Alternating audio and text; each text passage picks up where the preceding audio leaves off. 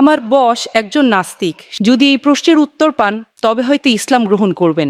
কেন কোরআনে এআই সম্পর্কে কিছু বলা হয়নি? কারণ এখন এআই খুব বিপজ্জনক হয়ে গেছে। আমি এআই সম্পর্কে জানতাম না। এআই এর কথা বলা হয়নি কেন? কোরআনে এটা কেন থাকা উচিত? এটি ঈশ্বরের পক্ষ থেকে নয়, তা প্রমাণ করার জন্য আপনাকে ভুল খুঁজে বের করতে হবে। আপনার বসকে বলুন কোরআন কোনো সায়েন্সের বই নয়, SCIENCE। যদি কোরআন সায়েন্সের বই হতো তবে এটি বিশালাকারের হতো। এই যে ভবনটি দেখছেন এর ভেতরে যত বই রাখা সম্ভব সব বই মিলেও এর সমান হতো না। যদি কোরআন বিজ্ঞানের বই হতো আর এতে সব বৈজ্ঞানিক তথ্য উল্লেখ করা থাকতো, তাহলে কোরআন এতটা বিশাল হয়ে যেত যে আপনি কোনোদিনও তা পড়ে শেষ করতে পারতেন না। কোরআন কোনো সায়েন্সের বই নয়। সায়েন্স, আপনি যদি জিজ্ঞাসা করেন কোরআনে কি লেখা আছে 2 আর 2 মিলে 4 হয়, না, কোরআন কোনো সায়েন্সের বই নয়, এটি নিদর্শনের বই, SIGNS। তাই আমাদের দেখতে হবে কোরআনে যা কিছু বলা হয়েছে তা যেন ভুল না হয়। যদি আপনি মনে করেন যে কোরআনের সব কিছুই উল্লেখ থাকা উচিত, তাহলে ভাবুন তো বিজ্ঞানে কত হাজার হাজার PhD আছে, doctor, engineer, heart specialist, brain specialist. এই সব কিছু যদি কোরআনে লেখা হতো আর আপনি তা পড়া শুরু করতেন, তাহলে আপনার পুরো জীবনেও তা শেষ করতে পারতেন না। ঠিক না বেঠিক? সুতরাং কোরআনে বিজ্ঞানের সবকিছু উল্লেখ নেই, দয়া করে ভুল বুঝবেন না। কিন্তু কোরআনে যা কিছু বলা হয়েছে তার কোনোটাই ভুল নয়। যদি কোরআনে এমন কোনো বৈজ্ঞানিক তত্ত্ব থাকে যা ভুল প্রমাণিত হয়, তবে তা আল্লাহর পক্ষ থেকে হতে পারে না। আর যদি কোরআনে এমন কিছু বলা হয় যা বিজ্ঞান অনেক পরে, 200 বা 400 বছর পরে আবিষ্কার করেছে, তাহলে সেটাই মুজিজা। তাহলে প্রশ্ন হলো কোরআনে এআই এর কথা বলা হয়নি কেন? কোরআনে এটা কেন থাকা উচিত? কোরআন কোনো বিজ্ঞানের বই নয়, কিন্তু আল্লাহ জানেন ভবিষ্যতে কি আসতে চলেছে। আমি আপনাকে ব্যাখ্যা করছি।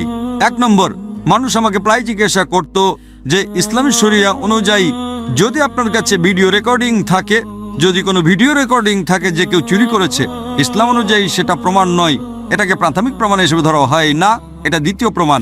10 বছর বা 20 বছর আগে যে কোনো সাধারণ আদালতে যদি আপনি CCTV ফুটেজ দেখাতেন আর তাতে চোর ধরা পড়তো যে কেউ চুরি করছে, সেটাই যথেষ্ট ছিল। কিন্তু ইসলামে তা নয়, ইসলামের চোখের সাক্ষী প্রয়োজন। তখন মানুষ অবাক হয়ে বলতো, এটা কেমন ধর্ম? কোনটা বেশি নির্ভরযোগ্য, প্রত্যক্ষদর্শী নাকি ভিডিও রেকর্ডিং? কোনটা ভালো, ভিডিও রেকর্ডিং ঠিক না ভুল? আপনার বসকে জিজ্ঞাসা করুন। সুতরাং 20 বছর আগে যদি আপনার কাছে ভিডিও রেকর্ডিং থাকতো, তবে তা ইসলামের চেয়ে সুবিধাজনক না। প্রত্যক্ষদর্শী হলো প্রাথমিক প্রমাণ, ভিডিও রেকর্ডিং গ্রহণযোগ্য ছিল না। আজ যখন কৃত্রিম বুদ্ধিমত্তা এসেছে, আপনি সহজেই আপনার ডাকাতের একটা ভিডিও তৈরি করতে পারেন। সুতরাং এখন মানুষ জেগে উঠেছে। আজ এটি প্রাথমিক প্রমাণ নয়, তাই ইসলাম অনেক উন্নত। আল্লাহ জানতেন এআই আসতে চলেছে। আপনার বস জানতেন না, আপনি জানতেন না, আমিও জানতাম না, কিন্তু আমি বিশ্বাস করতাম। আমি বলেছিলাম না ইসলাম সঠিক, হয়তো আগামীকাল কিছু ঘটবে। আমি এআই সম্পর্কে জানতাম না, কিন্তু 15 বছর আগে আমার উত্তর ছিল শরিয়া সঠিক। আমরা জানি না আগামীকাল এমন কিছু ঘটবে যে ভিডিও রেকর্ডিং যথেষ্ট প্রমাণ হবে না। এটাই ছিল আমার উত্তর, এবং আজ আমার উত্তর সঠিক। সুতরাং আল্লাহ এআই সম্পর্কে জানেন, তাই ভিডিও রেকর্ডিং প্রাথমিক প্রমাণ নয়, প্রত্যক্ষদর্শী হলো প্রাথমিক প্রমাণ। সুতরাং আল্লাহ এআই সম্পর্কে জানেন। যদি তিনি সবকিছু লিখতে শুরু করেন, আপনি ছোট কোরআনই পড়েননি, আপনি চিকিৎসা, ভ্রূণতত্ত্বে সবকিছু সম্পর্কে কি পড়বেন? না, এটি টেলিগ্রাফিক মেসেজ। সুতরাং এটি ঈশ্বরের পক্ষ থেকে নয়, তা প্রমাণ করার জন্য আপনাকে ভুল খুঁজে বের করতে হবে।